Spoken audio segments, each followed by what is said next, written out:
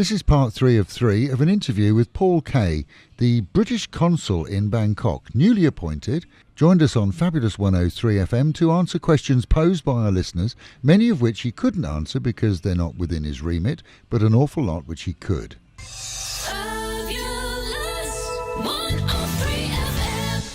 Fabulous 103 FM, 28 minutes to midday. Our guest in the studio, Paul Kaye. I've already told you who he is, but he's the HM Consul to Bangkok. And Amy, who is she's not what I said she is. She's a very special person. And she told you what she did before, didn't she? Which is quite a complicated job. I can't remember what it was.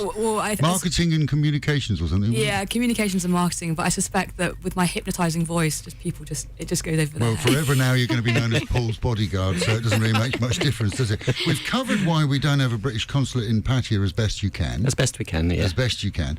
We do still think that we should have one. Yeah. Just like that has been voiced by all the listeners, to be fair. I mean, I will note that I've come into this job with a really open mind about everything. I've got 4 years here. So we could end up with who one knows? before you go. There's no guarantees, but I'm looking at all sorts of ways of delivering our services to people. So who knows? Yeah. Another one for you. Please ask why This is Jeff Lever.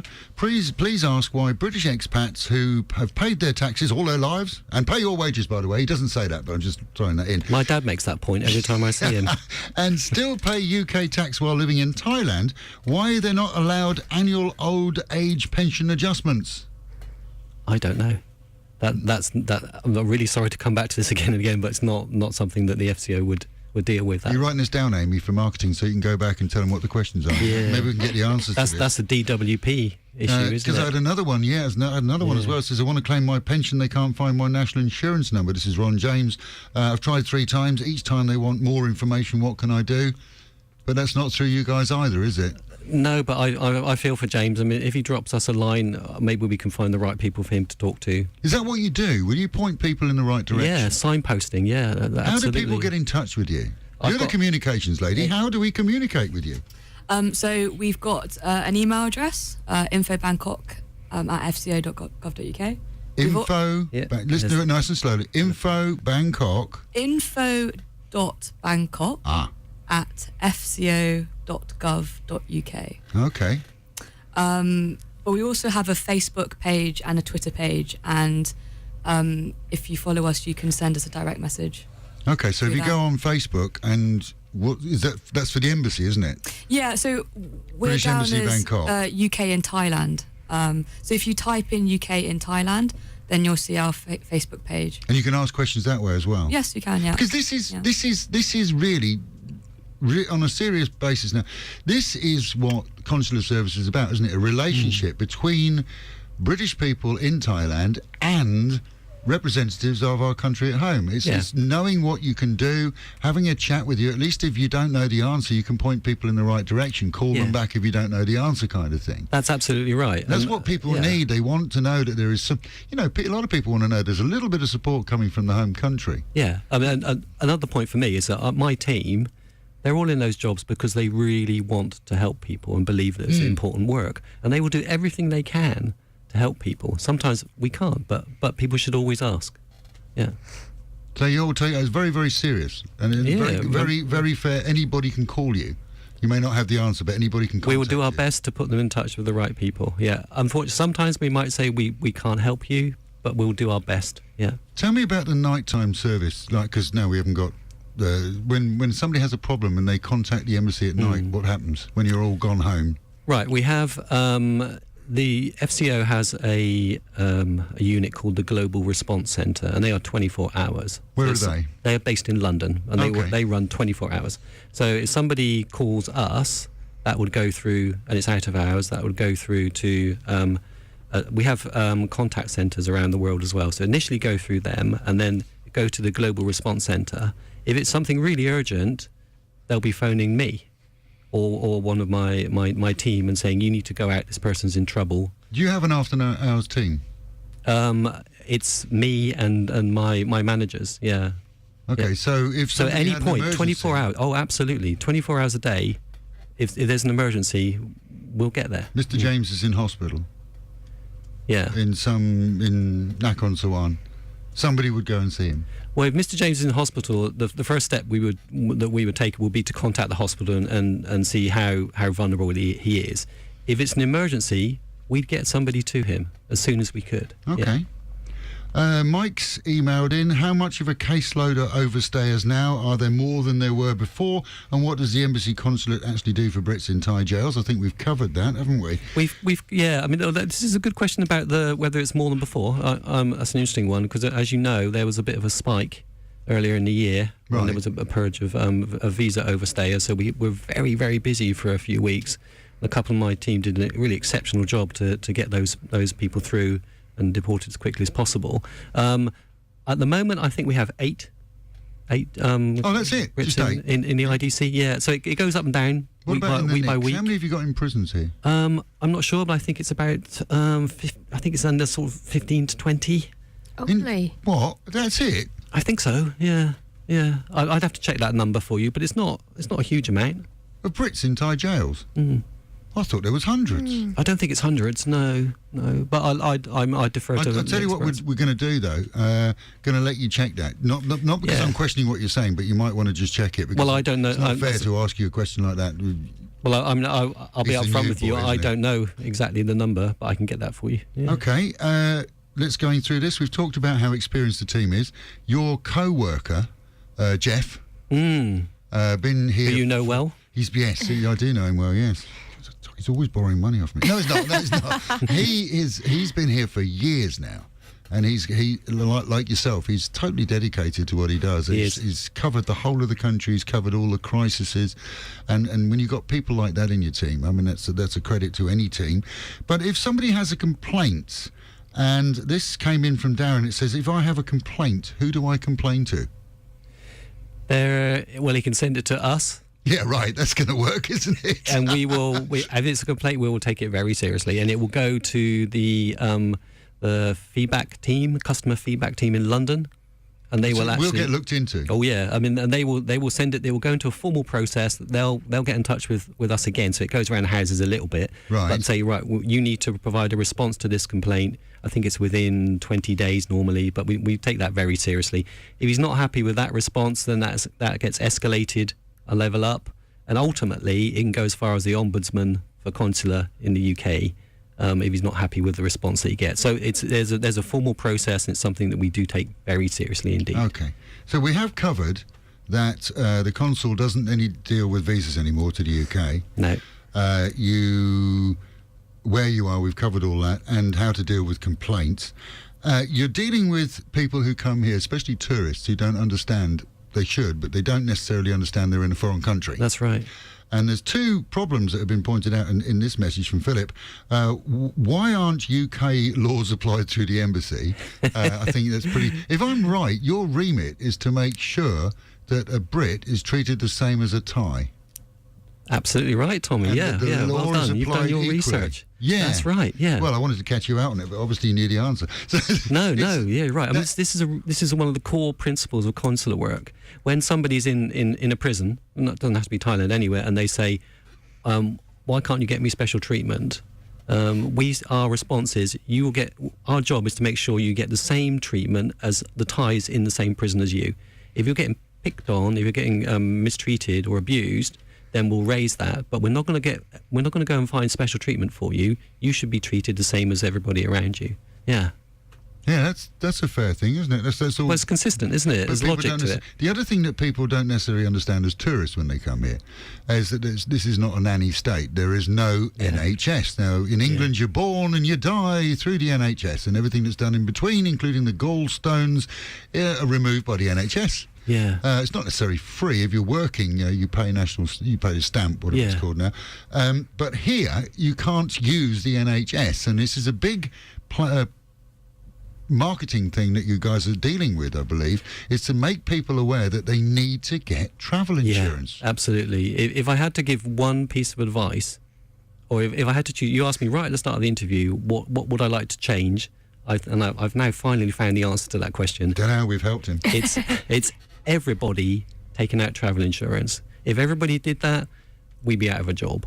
Because you can buy it online, you can buy it at the post office. Yeah, and it costs, less than 10 quid, I think, now, and you could do it at the airport, probably, before you go, if you're on a short holiday. There was a plan here in Thailand that as tourists arrived at the airport, if they couldn't show that they got medical insurance, they would be sold it. Yeah. that hasn't been put into effect. I thought that was a great idea at the time. Yeah, that would be a great. That would really help, definitely. The other thing that we were talking about health insurance generally. The other thing that people perhaps aren't aware of, and this is more for the residents, if they go back to the UK after a long time abroad, there's no guarantees that they're entitled to National Health Service either. They have to be assessed in terms of their residency. So that's another risk. Yeah, if they've been abroad for a long time. So if the guy's lived here for like 6-7 years, he's got something wrong with it. I'll go home and get it done for free.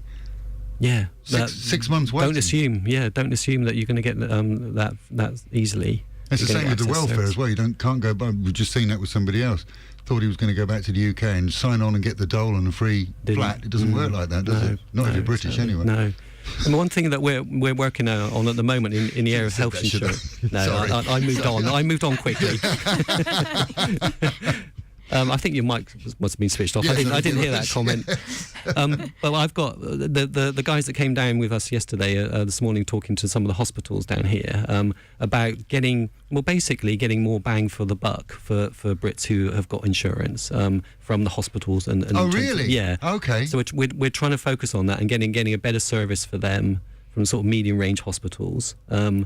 So that they can get the treatment that they need. Would you put together a list of medium-range hospitals so that people can... No, seriously, you're in Nakhon nowhere, something happens, and you're looking for a hospital. Now, the first, for Pattaya, for example, if something happens to you, they'll put you in a meat wagon and they will take you to the most expensive hospital, obviously, because you're a foreigner. I've seen that everywhere. Sure, that's just normal. That's pretty much how it works. Yeah. But if that guy has got a mediocre insurance policy or none...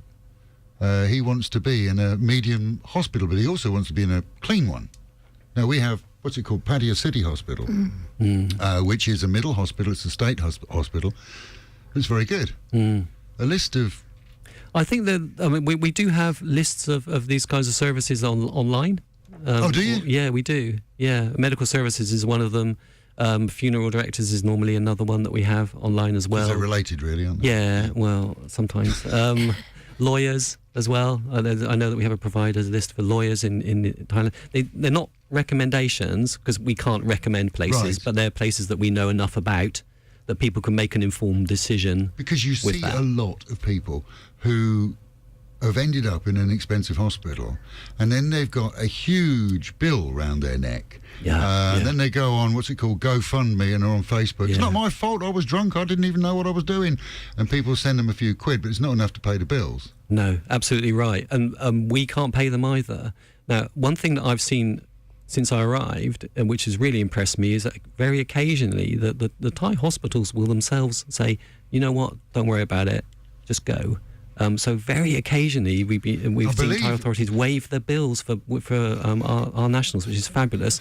But you can't rely on that, and neither should you, because it puts huge pressure on the hospitals themselves. Dr. Ian, I remember talking to Dr. Ian, who is an Australian doctor, but he's not a doctor anymore, works at the Bangkok Pattaya Hospital, telling me the hundreds of thousands of baht they write off a month, not because they want to, but because people get treatment and then they've got no money and it's not even worth chasing them for. But that's not on, is it? No. So travel insurance is a big thing that you're going to be pushing during your tenure here. Absolutely. We always push that. We're going to help you do that on Fabulous 103. We're going to push it like crazy because we think it's a good one too, especially in this country where a lot of people come and sow some oats and they have children. And it's usually with a Thai national. And all of a sudden you have these children. And they could be, some of them are dual nationalities because the parents register them at the embassy. What rights does a dual national have? That was a great presentation of the issue, and I'm going to have to give you a really short answer to that, which is it's not our area. Okay. But except for when it comes to consular issues. So when somebody needs help. Right. This is what I'm getting to. If a half Thai, half British person comes to you for assistance, are you going to be able to offer them assistance over and above the assistance they can get from the Thai side? Well, you've put your finger on it there, exactly. Put it, probably. You've put your foot on it, exactly right. No. If they are a Thai UK national or dual national, then normally we'd expect them to seek support from the Thai authorities. And the Thais would presumably expect the same because they would consider them to be Thai. Yes, exactly. And this is a global. It is a global thing. Yeah, it's a global issue. Yeah, absolutely. It's been the same in other countries where I've worked as well. If you're a dual national in the country of your other nationality, then we normally can't provide help. That said, and it comes back to this vulnerability thing again, if you're really vulnerable, then we'll look at that, and if we need to provide help, we will. But normally we would say, sorry, we can't help you. You need to go and get help from your authorities here. Yeah. Right, okay. What is the procedure, though? Because something I believe you do, unless you're going to tell me you don't do. I'm not quite sure if you do anything, actually. I know, sorry. Let's just go with we don't do anything. Okay. And somebody wants to get married, you supply the documentation or stamp the paperwork saying that they're divorced and free to get married. That's right. They can come and see you for that. That's right. So that's a little job that you do. We do. Mr. and Mrs. Jones have a baby and the baby is half Thai. They can come to you and register the birth. Can I get a birth certificate from you? No, I believe you need to do that online. Online? But this is one I'll take away, Tommy. Okay. I'll check this because it varies from country to country. There are some documentary services here that are different from other places that I've worked in. And I'm still getting to grips with that a little bit. I was just going to say, I'll take that with me. Paul, you've only been here for a month? Just over a month. Just over a month. So we're not obviously things like that vary, as you say, from country to country. Yeah. It sounds fair to you. But you will come back with an answer. Absolutely. Yeah. All right. So I had an email in, and I don't think you can necessarily answer it, but it is kind of an interesting one. And if you can't answer it, perhaps you can take it back and get somebody to give us an answer, because it would be something that we could share. Don't worry, I'm going to record it for you. Well, I've got my pad. I bought this pad specially for today. I just bought a paper and pencil. Just let me use my pad. Yeah, no, that's fine. Yeah. Okay. Makes him look professional. Yeah, most people have iPads. Oh, you rumbled it. Yeah. Yeah. I used to go to meetings in London and I'd take a huge pad and there'd be nothing in it, but people thought I was really professional. Dead posh. Yeah. All right. So this is an interesting question. This is from a Thai lady. Now, I can only tell you that I would guess that she is around 30 from the story that she's told us. I have a family in the UK, my sister and my mum. I'm just going to see if I've got any questions on there. She's in China. Okay. She has her mother, married an English guy, moved to England, mother's there legally, and she has sisters there who are living there. She had a permanent right of abode, the stamp that you get in your passport that says you can live in England forever. The indefinite leave to remain. That's the one, indefinite, I beg your pardon, yes, the indefinite, which means that you can work and you can get a social security number. Okay. I believe. Are we confirming that? We're not, it's Home Office, I'm afraid. I don't know. No? Because she wants to know whether she can go back and live in England. She moved away 20 years ago, came over here, had children. Now she wants to go back to England, wants to apply. I think the easiest way she can get that information is to look at gov.uk. Because I know that... Just gov.uk? Well, www.gov.uk, yeah, it's really easy to get into. Okay. Because I found out with... I'm not allowed to call her a half-breed anymore, Your dual national. My dual national sprog. After years of her having an indefinite leave to remain stamp in her passport, which is American passport, yank, I found out... So your yank sprog half-breed. Half-breed didn't need to go through all this. Touching, isn't it? It's not like I care about her, is it? You want to hear the things that she says about him? Yeah. Then we discovered that actually, because her father is English, allegedly, she can just apply for a passport because she's got a perfect right to one. You just fill in the form, she's entitled to get one. Yeah. And I got some help through some people that you work with who just confirmed that for me, because we couldn't believe that you could do that. So if somebody is born here or born anywhere and their father is English, they have a right to a UK passport.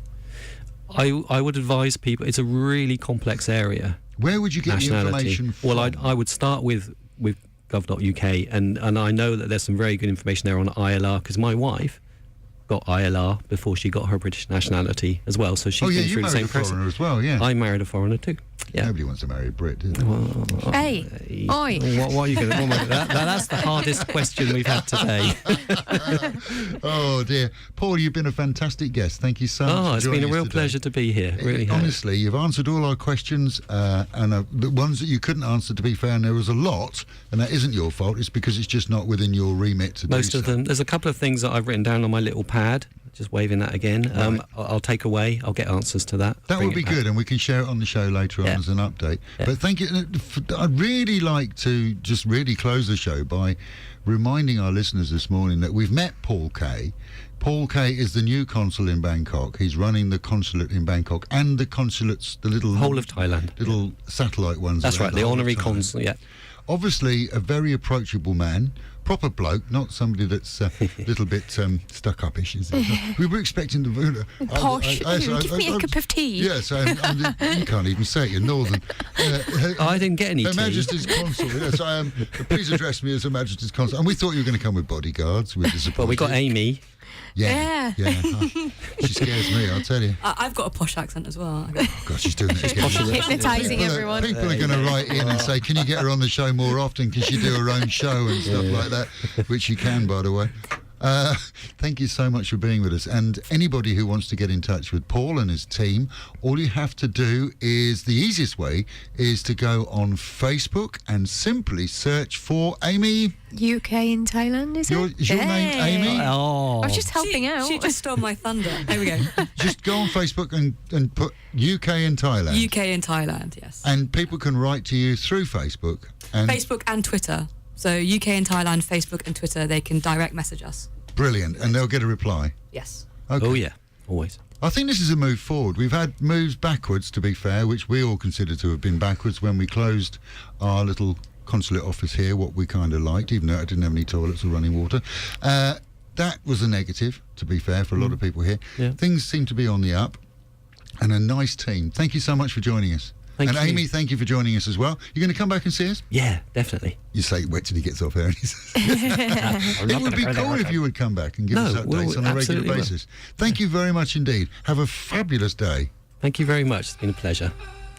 That was part 3 of an interview with Paul Kaye, the British consul in Bangkok. If you'd like to catch parts 1 and 2, visit our Facebook page, facebook.com/Fabulous103.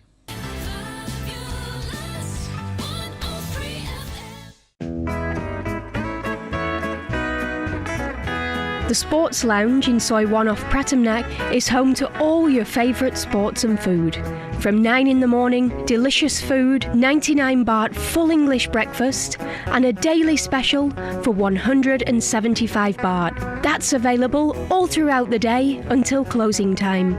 Soi 1 Pratamnak in the Pattaya Heights condominium with plenty of parking.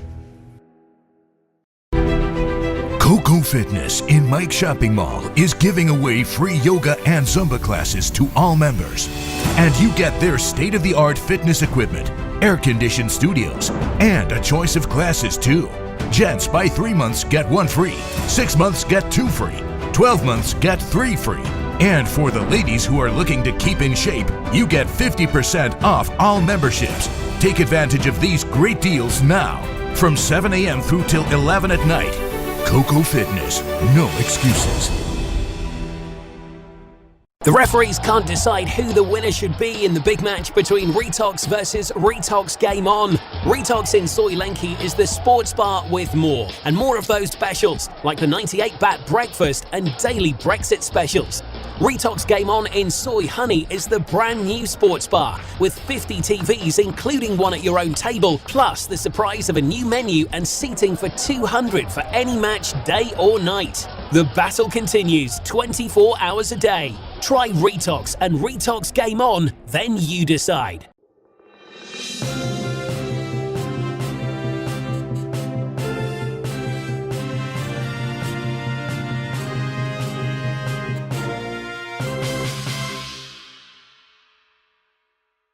His Majesty King Maha Vajiralongkorn has approved medals to be issued to 114 foreigners and 74 Thais who were a part of the rescue team that recovered the schoolboys from a northern cave earlier in the year. As a team, they worked tirelessly to recover the children who wandered into the cave system, got lost and then were blocked in by rising water. The anti-money laundering officers in Bangkok have refunded one online lover some 85,000 baht of the money that she was duped out of by scammers.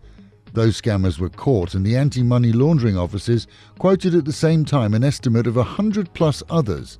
who have sent money to fake accounts on social media, believing that they were in love enough to trust someone that they'd never met in real life. Dating websites and Facebook seem to be the ideal place for scammers to operate, finding the loveless and avoiding them of their cash. At the Immigration Detention Centre in Bangkok, another foreigner, this time Japanese, has been added to the swelling numbers in the cells. The 40-year-old was arrested in our own province. He was wanted in his home country for nearly 15 million bahts worth of theft. His latest port of entry, the Thai-Lao Friendship Bridge, appears often in reports of illegal entry to Thailand, and it's likely that security there will be tightened up too. Chonburi has also been the scene of arrests of 5 Chinese wanted on fraud and loan sharking charges in their own country, and close cooperation between police internationally, along with regular updates, have allowed Thai immigration police here to get a better handle on criminals, making Thailand a less ideal place to hide. Meanwhile, continuing in our own province and in Lam Chabang port, a few kilometres from the city, it's returned to sender for some 1,600 containers stuck there. It seems that most are thought to contain illegal waste which has been dumped here. Agents can't forward them within the country, and shippers are agreeing to reship them back to wherever they came from. Toxic, plastic and computer waste are being sent here for illegal destruction, and that's been highlighted by the authorities in the past few months, as unlicensed waste factories have in many cases been raided and closed down. In Pattaya, a clampdown on bars in the city has seen officials visiting the more adult of soys and checking staff for age and ID. With the minimum age set here at 20 for anyone to be on premises licensed for alcohol sales, only a handful were found to be without valid ID. Checks will, we're told, continue throughout the month in various areas of the city. And with the Met Office promising highs today of around 32, dropping down to 27, and an overcast day. That is the local and national news from Fabulous 103 FM, keeping you in touch with Thailand and, of course, Pattaya, the city of fun.